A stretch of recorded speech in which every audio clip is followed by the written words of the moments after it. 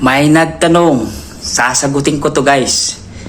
Magkano at malaki nga ba ang kinikita sa Reels?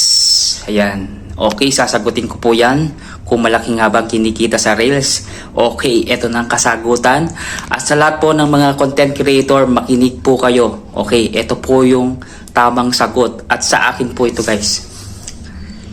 Kapag gumawa kayo ng content, na maraming content, at siguradong patok na patok sa viewers, at siguradong makikitrending kayo sa mga uso ngayon, kung makikitrending kayo sa 2025, kailangan makikiuso kayo. Kapag nakiuso kayo guys, yung mga videos nyo, kikita yan. At siyempre, hindi lang kikita. Siyempre, as long na maganda yung video mo, engagement naman siya, engaging naman siya, okay yan, pasok na pasok yan. At siyempre, kikita ka sa Reels. At siyempre, kailangan monetize ka.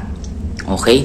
Monetize ka sa Reels, o monetize ka sa ads on Reel, monetize ka sa in-stream ads, monetize ka sa live. Okay lang yun, walang problema as long na monetize ka. Kapag hindi ka monetize, hindi ka kikita. Ganun lang kasimple. Kung kikita ka ng malaki, yes, malaking kikitain mo dito.